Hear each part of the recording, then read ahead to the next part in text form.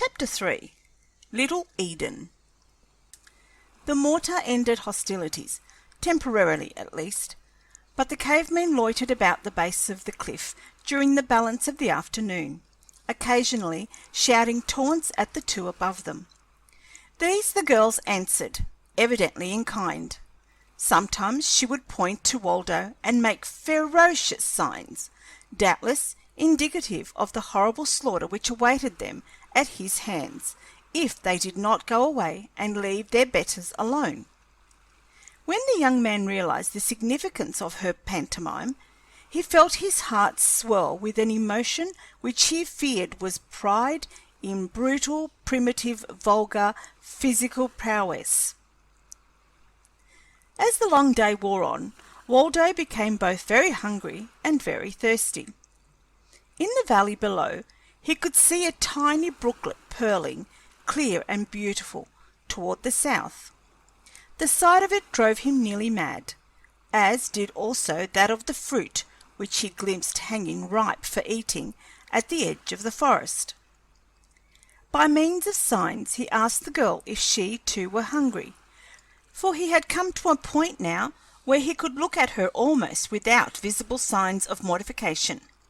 She nodded her head, and pointing toward the descending sun, made it plain to him that after dark they would descend and eat. The cavemen had not left when darkness came, and it seemed to Waldo a very foolhardy thing to venture down while they might be about. But the girl made it so evident that she considered him an invincible warrior that he was torn with the conflicting emotions of cowardice and an unaccountable desire to appear well in her eyes, that he might, by his acts, justify her belief in him.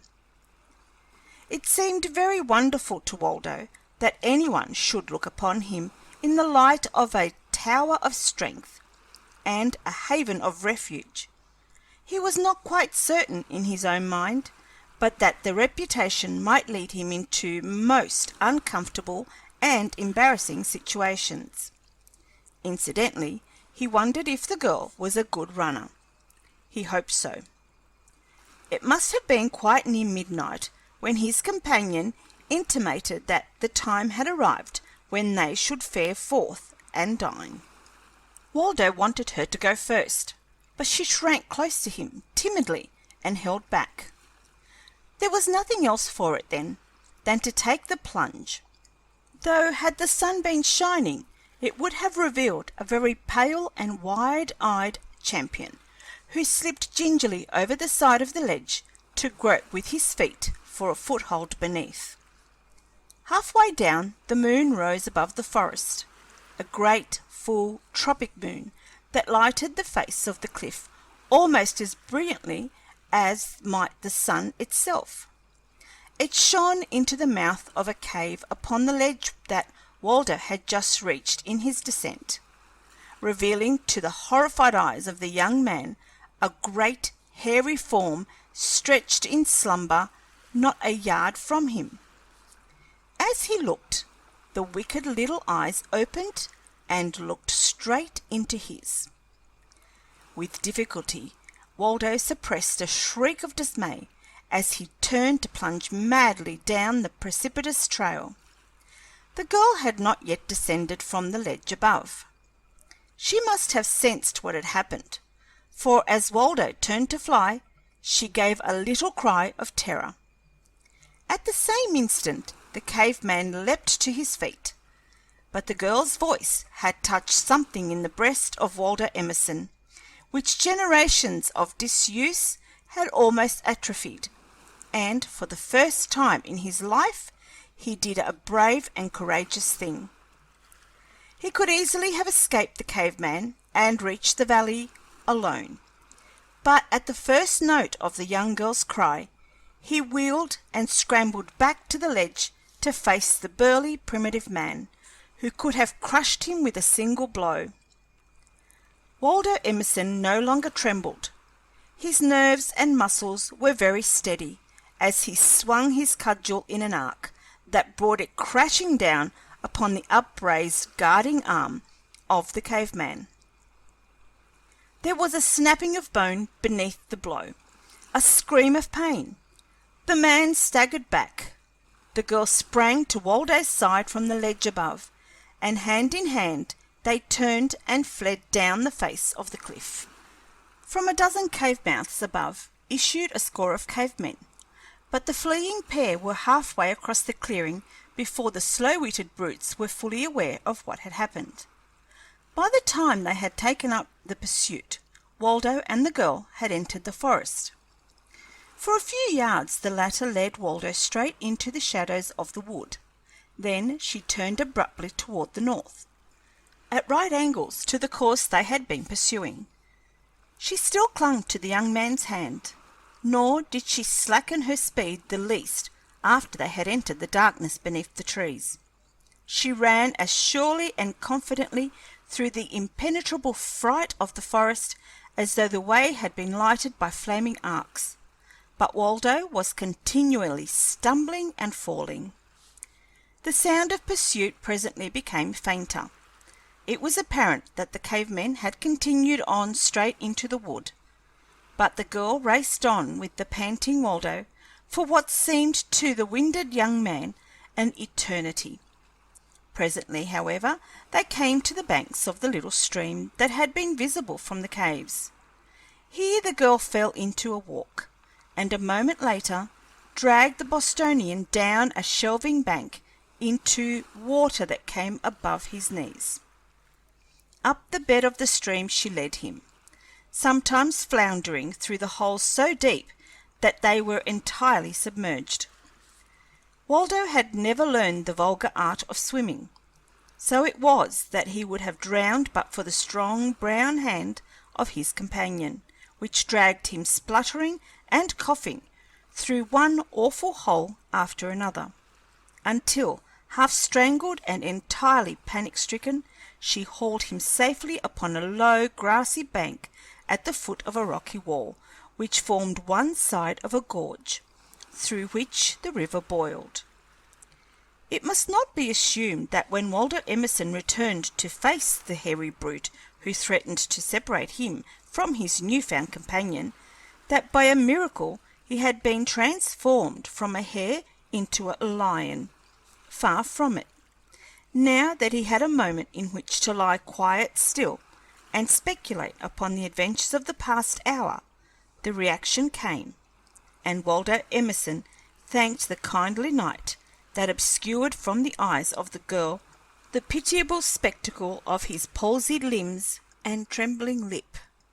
Once again he was in a blue funk, with shattered nerves that begged to cry aloud in the extremity of their terror. It was not warm in the damp canyon, through which the wind swept over the cold water, so that to Waldo's mental anguish was added the physical discomfort of cold and wet. He was indeed a miserable figure as he lay huddled upon the sward, praying for the rising of the sun, yet dreading the daylight that might reveal him to his enemies. But at last dawn came, and after a fitful sleep Waldo awoke to find himself in a snug and beautiful little paradise hemmed in by the high cliffs that flanked the river, upon a sloping grassy shore that was all but invisible except from a short stretch of cliff-top upon the farther side of the stream. A few feet from him lay the girl. She was still asleep. Her head was pillowed upon one firm brown arm. Her soft black hair fell in disorder across one cheek and over the other arm, to spread gracefully upon the green grass about her. As Waldo looked, he saw that she was very comely. Never before had he seen a girl just like her. His young women friends had been rather prim and plain, with long, white faces and thin lips that scarcely ever dared to smile, and scorned to unbend in plebeian laughter. This girl's lips seemed to have been made for laughing, and for something else, though at the time it is only fair to Waldo to say that he did not realize the full possibilities that they presented. As his eyes wandered along the lines of her young body, His puritanical training brought a hot flush of embarrassment to his face, and he deliberately turned his back upon her. It was indeed awful to Waldo Emerson to contemplate, to say the least, the unconventional position into which fate had forced him. The longer he pondered it, the redder he became. It was frightful. What would his mother say when she heard of it? What would this girl's mother say? But more to the point, and horrible thought, what would her father and her brothers do to Waldo if they found them thus together, and she with only a scanty garment of skin about her waist, a garment which reached scarcely below her knees at any point, and at others terminated far above? Waldo was chagrined. He could not understand what the girl could be thinking of, for in other respects she seemed quite nice, and he was sure that the great eyes of her reflected only goodness and innocence. While he sat thus thinking, the girl awoke, and with a merry laugh addressed him. "Good morning," said Waldo quite severely. He wished that he could speak her language, so that he could convey to her a suggestion of the disapprobation which he felt for her attire. He was on the point of attempting it by signs, when she rose, lithe and graceful as a tigress, and walked to the river's brim. With a deft movement of her fingers, she loosed the thong that held her single garment, and as it fell to the ground, Waldo, with a horrific gasp, turned upon his face, burying his tightly closed eyes in his hands. Then the girl dived into the cool waters of her matutinal bath. She called to him several times to join her, but Waldo could not look at the spectacle presented. His soul was scandalized. It was some time after she emerged from the river before he dared risk a hesitating glance.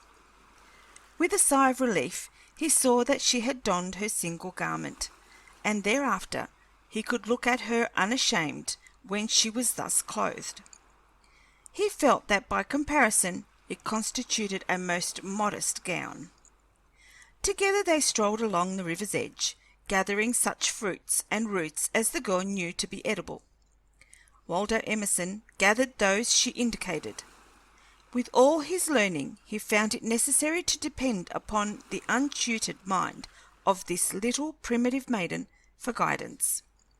Then she taught him how to catch fish with a bent twig and a lightning-like movement of her brown hands, or rather tried to teach him, for he was far too slow and awkward to succeed. Afterward they sat upon the soft grass beneath the shade of a wild fig tree to eat the fish she had caught. Waldo wondered how in the world the girl could make fire without matches, for he was quite sure that she had none. And even should she be able to make fire, it would be quite useless, since she had neither cooking utensils nor stove. He was not left long in wonderment. She arranged the fish in a little pile between them, and with a sweet smile motioned to the man to partake. Then she selected one for herself, and while Waldo Emerson looked on in horror, sunk her firm white teeth into the raw fish. Waldo turned away in sickening disgust. The girl seemed surprised and worried that he did not eat. Time and again she tried to coax him by signs to join her, but he could not even look at her. He had tried after the first wave of revolt had subsided, but when he discovered that she ate the entire fish without bothering to clean it or remove the scales, he became too ill to think of food.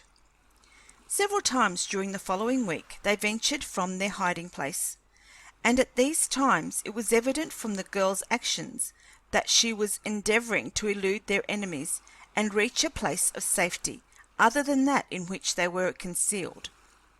But at each venture her quick ears or sensitive nostrils warned her of the proximity of danger, so that they had been compelled to hurry back into their little Eden. During this period she taught Waldo many words of her native tongue, so that by means of signs to bridge the gaps between, they were able to communicate with a fair degree of satisfaction. Waldo's mastery of the language was rapid. On the 10th day, the girl was able to make him understand that she wished to escape with him to her own people, that these men among whom he had found her were enemies of her tribe, and that she had been hiding from them when Waldo stumbled upon her cave. "I fled," she said. "My mother was killed. My father took another mate, always cruel to me. But when I had wandered into the land of these enemies, I was afraid, and would have returned to my father's cave, but I had gone too far. I would have to run very fast to escape them. Once I ran down a narrow path to the ocean. It was dark. As I wandered through the woods, I came suddenly out upon a beach, and there I saw a strange figure on the sand. It was you.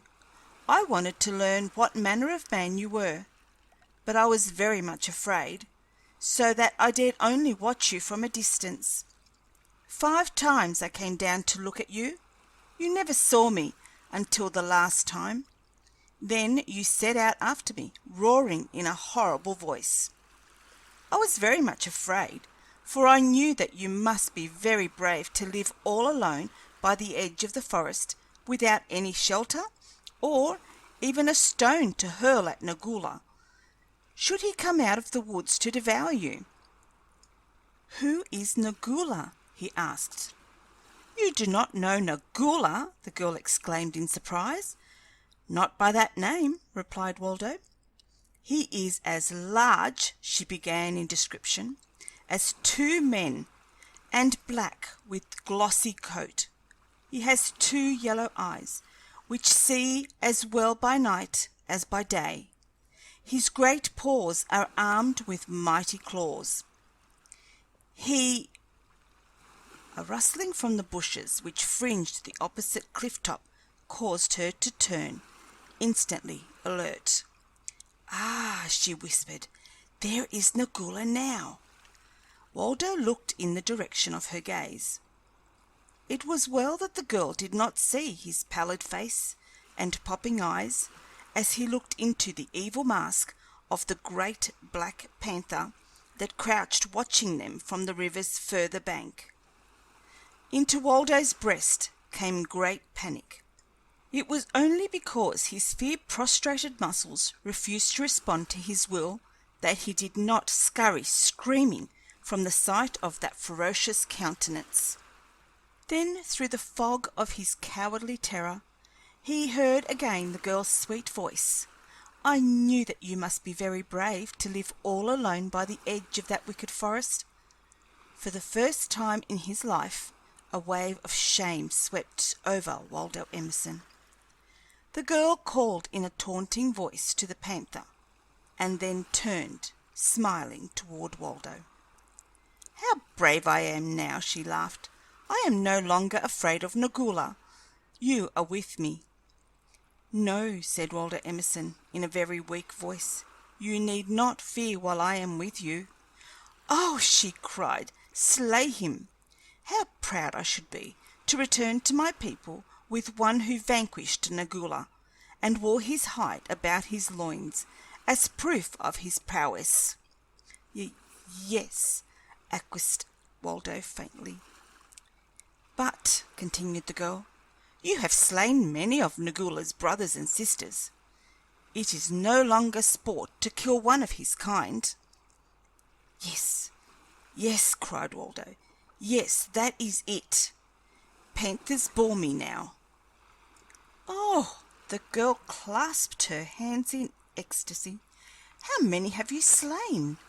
Why, let me see," the young man blundered.